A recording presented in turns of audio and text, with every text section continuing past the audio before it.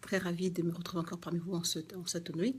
Aujourd'hui, nous allons parler de Galates 6, verset 9, qui nous demande de faire le bien sans nous lasser, parce que le jour qui viendra, nous allons récolter au moment opportun.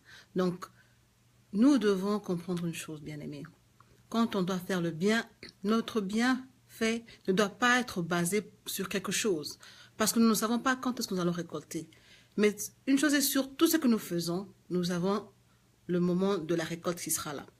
Et c'est important de faire le bien parce que quand le moment de la récolte viendra, nous allons recevoir ce qu'on a fait. Et si on ne sème pas des bonnes choses, évidemment, on ne doit pas récolter les bonnes choses. Donc, pour tous ceux qui sont dehors là, qui font de bien, tous ceux qui aiment faire du bien, même si quelqu'un n'est pas reconnaissant, même si quelqu'un ne dit jamais merci, ne te lasse pas de le faire, parce que c'est la nature que nous devons avoir en tant qu'enfants de Dieu.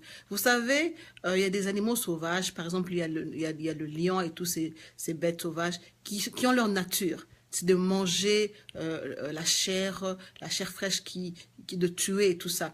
Et ça, c'est leur façon d'être. On peut les élever, je ne sais pas, les éduquer, les dresser comme on veut, mais à la fin de la journée, un jour, ils finiront par manger un être humain. Et alors, nous, enfants de Dieu, nous devons comprendre que notre nature, c'est de faire toujours le bien, sans se fatiguer. Parce qu'une chose est sûre et certes est que nous allons recevoir et récolter nos actions. Et comme on le dit toujours, si nous ne récoltons pas, nos enfants peut-être pourront en bénéficier. Nos arrière-petits-enfants pourront aussi en bénéficier.